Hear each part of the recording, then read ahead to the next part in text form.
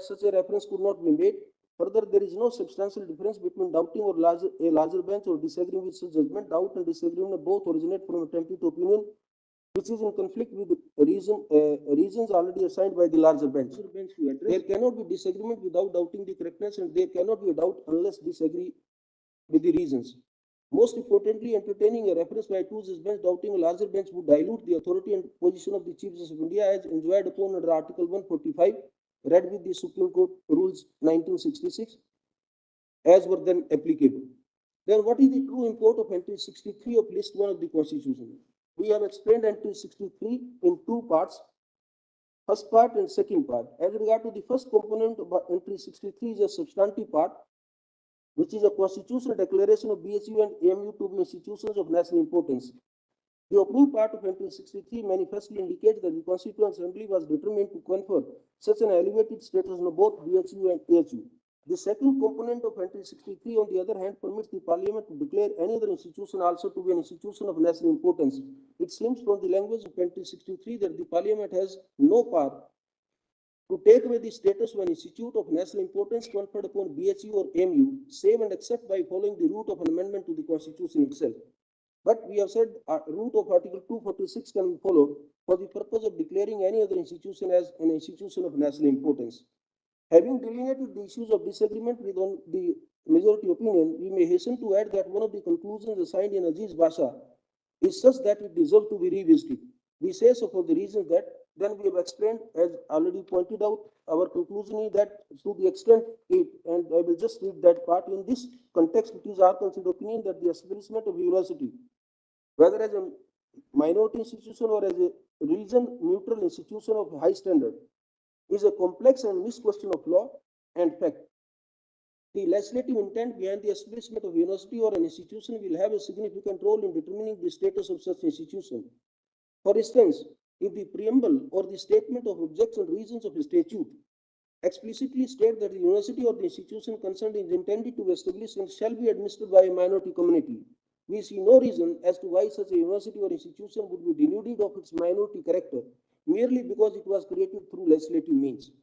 Conversely, if the legislature by itself decide to establish an institution where, besides preserving the culture, values, traditions, language, and conventions of a religious or linguistic minority community, it also promotes other streams of education without any barriers to children belonging to other religions, it will be highly debatable to discern whether such a university can take refuge under the protective umbrella of Article 30.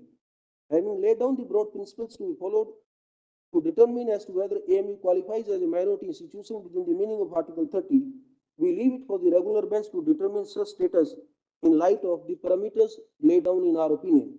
We therefore do not deem it appropriate to express any final view as to whether or not AMU is a minority institution within the meaning of Article 30 of the Constitution. Accordingly, we refrain ourselves from determining the factual issue enumerated as issue number 7 in our judgment. So, ultimate conclusion is, thus, drawing upon the comprehensive analysis presented in the preceding sections, we thus hold: 1. There is no conflict between 7-judge bench opinion in Kerala Education Bill and the 5-judge council bench in Aziz Basha. The 6th-judge bench in Siddhas Bhai, laying down that the right under Article 30 is absolute and unconditional, is not the correct principle of law. The judgment is no more binding in nature and stands effectively overruled in TMFI to that extent. Consequently, Aziz Basha does not suffer from any legal infirmity on the premise that we do not cite or follow Siddhas Bhai. Third, there is no substantial difference between doubting or disagreeing with a judgment. That being so, the reference by 2-judge bench in Anjuman, doubting the correctness of 5-judge bench in Aziz Basha, and referring to a 7-judge bench suffers from multiple illegalities, including judicial propriety. In view of the dictum of the council bench in Daud Bora, a 2-judge bench has no authority whatsoever to doubt or disagree with the judgment of the larger bench, and directly refer the matter to a bench having a numerically greater strength than the matter so doubted. The reference by the 2-judge bench in Anjuman is nothing but a challenge to the authority of the Chief Justice of India being the master of the roster, and in derogation of the special powers enjoyed upon under Article 145 of the Constitution, read with the 1966 rules. Consequently, the said reference is not maintainable. However, the subsequent reference dated 12 February 2019, in which the then Honorable Chief Justice of India was the presiding judge, is maintainable. Next, the reference in Anjuman to a 7-judge bench for the reconsideration of the 5-judge bench in Aziz Basha is bad in law and ought to be set aside. Next, the question bench in Aziz Basha, when it holds that Section 6 of AMU Act 1920 stipulates that degree conferred by AMU would be recognized by the government, it could not have been brought into existence by a private individual or body is seemingly incorrect. Accordingly, and for this reason, and for the reasons assigned in paragraphs 190 B and C, the said decision to that extent is hereby modified and clarified. Further, the minority institutions established in the pre-constitutional era are also entitled to the protection conferred by Article 30. Next, education institutions with reference to Article 30 include universities as well. Next, in order to seek protection under Article 30 of our Constitution, the minority institution must satisfy the conjunctive test, namely that it was established by a minority community and has been and is being administered by such a community. The true import and meaning of the expressions established and administered, which comprise the very core of Article 30, are to be construed and understood strictly in accordance with the indicia in paragraphs 141 and 181. The question pertaining to whether AMU satisfied the above mentioned test of established and administered so as to seek protection of Article 30 of the Constitution, and which will concomitantly entail a mixed question of facts and law, will be determined by regular bench. Thank you.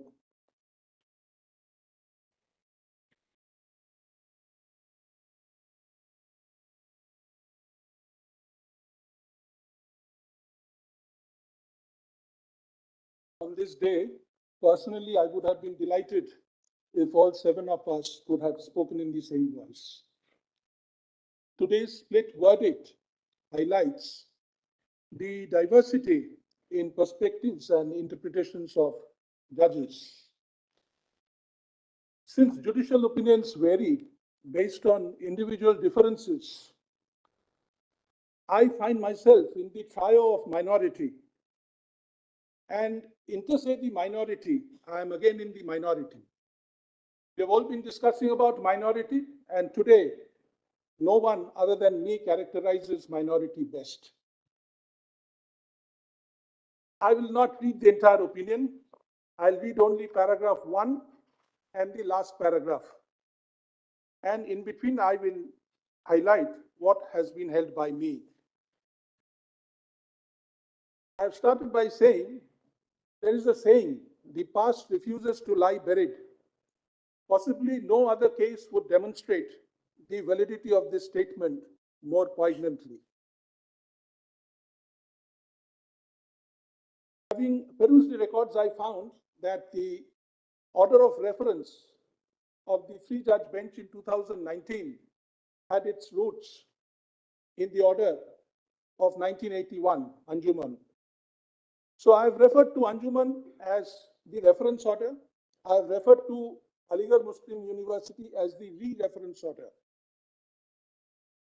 Anjuman order, a bench of 2 judges directly referred the issue to a 7-judge bench.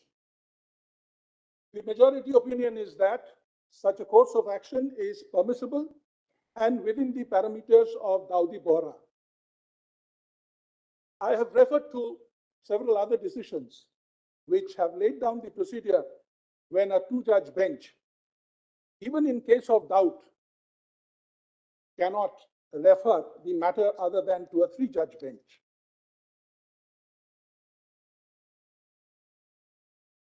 A dangerous precedent is being set.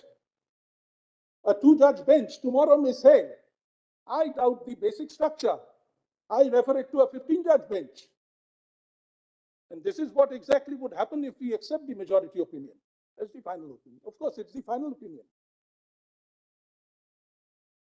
Can it be done? Are we not in the process overruling Lala Shri Bhagwan, Chief Justice Gajendra Gadkar's judgment of 1967, Pradeep Chandra Parija, Hansoli Devi, Daudi Bohra, and again in recent times, campaign for judicial accountability? I have held the reference order. I've also examined the 3-judge bench order of 2019. I need not elaborate here for the detailed reasons. I've also held that order to be non-est. The references were therefore unnecessary. These are all technical points. I have thereafter gone into merits and said the observation in Anjuman that there is no clear decision on the point as to whether a minority institution can be established with the aid of even non-minorities. There's no clear decision. Very Mother Provincial directly answered that in 1970, which the bench in 1981 was not referred to by the very set of very learned senior counsel who appeared before the bench. This has also not been noticed in the three-judge bench order. So far as the three-judge bench order on merits, let me say this. The three-judge bench noticed that TMFI did not consider 3A, but the three-judge bench did not notice that TMFI was followed by Islamic Academy, 5-judge, and PA Inamdar, 7-judge.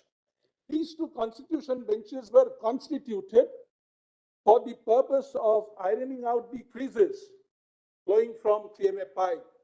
They did not consider it necessary to lay down what the indicia is. Even the regular bench to which the matter was referred did not answer it. So today, by laying down indicia, we are discrediting the judges who have adorned the bench of this court right from 1950. It was an implied indicia that they had applied. I have said, if it is necessary to lay down an express indicia, it has to be prospective, not retrospective. Thereafter, I have looked into the enactment of 1920. I have traced the history, and ultimately, paragraph 150, I have concluded that in terms of clause 5 of Article 145, it is my firm opinion that not only do the references do not require an answer, it is also declared that ANU is not a minority educational institution and that the appeal seeking minority status for it should fail.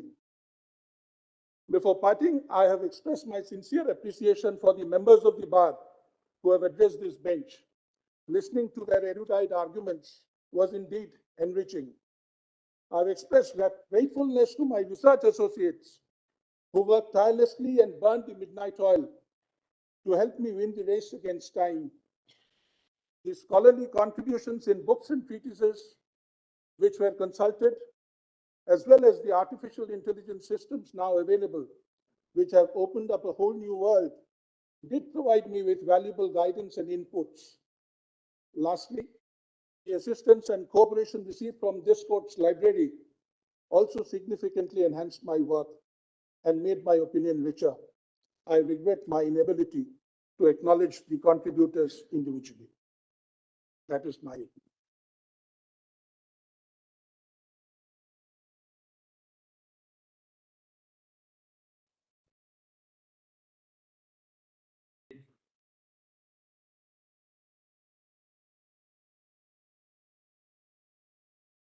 I've had the privilege and the honor of perusing the erudite and illuminating opinions authored by Honorable Chief Justice Dr. D.Y. Chandrachud and Honorable Justice Surikant. Considering that the present matter involved fundamental questions concerning interpretation of the constitutional provisions and the judgments rendered by this court, I find it necessary to render the present opinion. I would like to make it very clear that my judgment is neither assenting nor dissenting judgment. It's my personal opinion based upon the law, the judgment cited, and the arguments and the facts on the subject. I'll straightaway come to the conclusion part. In light of the above, the following conclusions can be recorded. The bench of 2 judges in writ petition number 54-51 of 1981, titled Anjuman-e-Rahmaniya and others versus District Inspector of School and others, could not have referred the matter to a bench of 7 judges directly without the Honorable Chief Justice of India being a part of the bench. The establishment of an institution by the minority is necessary for the said minority to claim right of administration under Article 30. The words establish and administer are used conjunctively in Article 30 of the Constitution. The term establish in Article 30 means to bring into existence or to create, and cannot be conflated with the generic phrase such as genesis of the institution or the founding moment of the institution.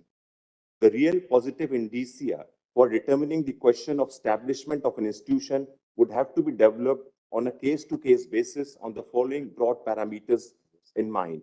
One, firstly, to claim establishment, the minority community must actually and tangibly bring the entirety of the institution into existence. The role played by the minority community must be predominant, in fact, almost complete to the point of exclusion of all other forces. The indicia, which may be illustrative and exhaustive in this regard, may be the nature of the institution, the legal/statutory basis required for establishing the institution, whether the establishment required any negotiations with outside forces, the role in acquiring lands, obtaining funds, constructing buildings, and other related matters must have been held completely by the minority community.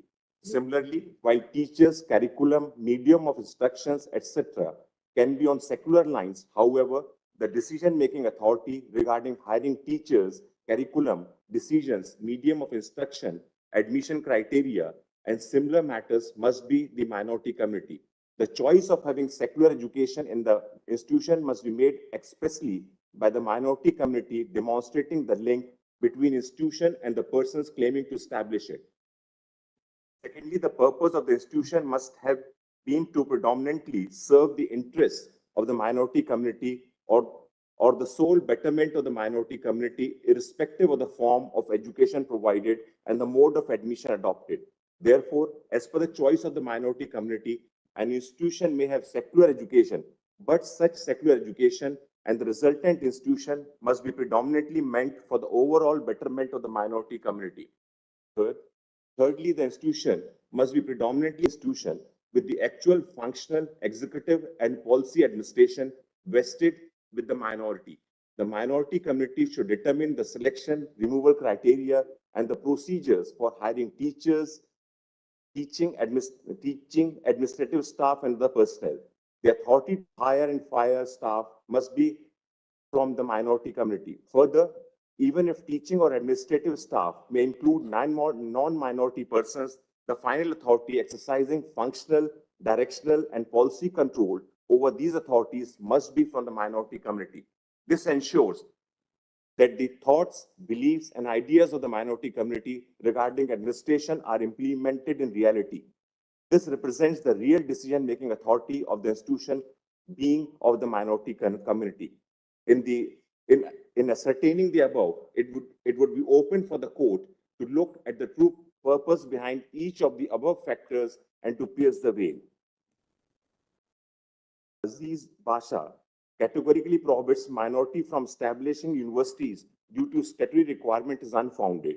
The bench in Aziz Basha and the present bench are faced with a unique situation and needs to adopt a suitably modulated approach. The judgment in Aziz Basha does not preclude minorities from establishing universities, but rather highlights the importance of legislative intent and the statutory provisions in determining an institution's character. Fifth, the minority community may conceptualize the idea of an institution and may advocate for the same. However, if during the exchange of negotiation, the actual institution which was established had primacy of governmental efforts and control, then such institution cannot be held to be predominantly established by the efforts and actions of the minority community.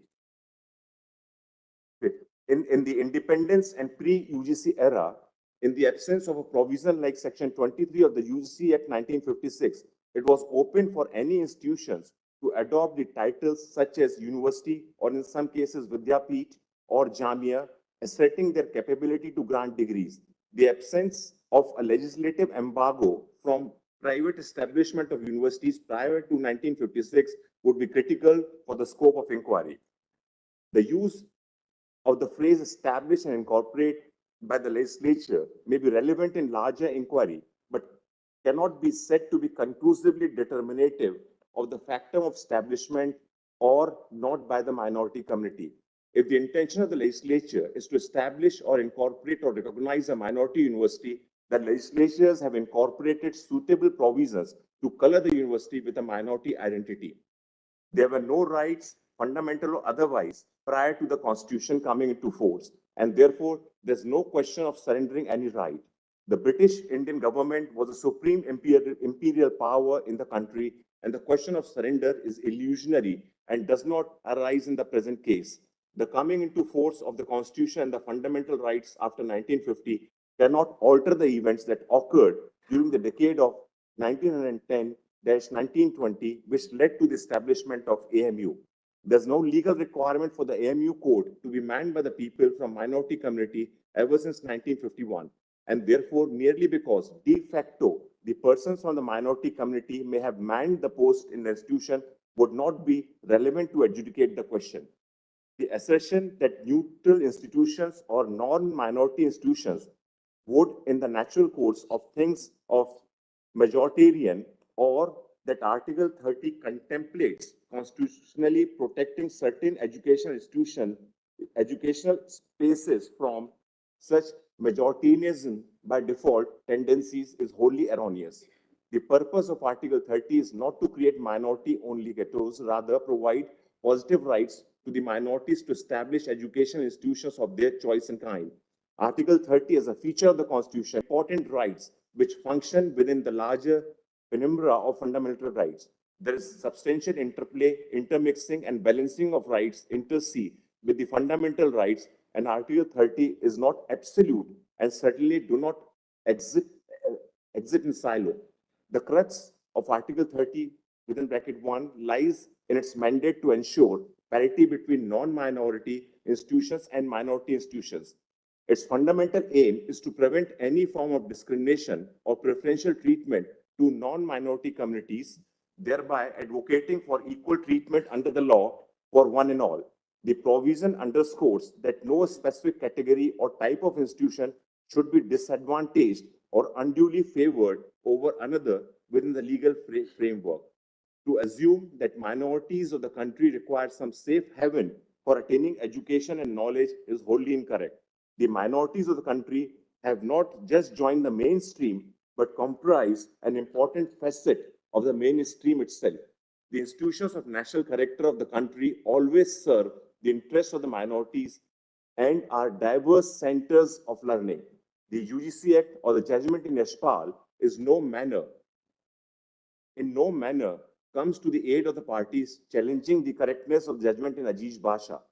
The amendment in NC-EMI Act does not come to the aid of the parties questioning the correctness of the decision in Ajiz Basha. The reference is answered in above terms. The matter be placed before an appropriate bench as per the prevailing rules.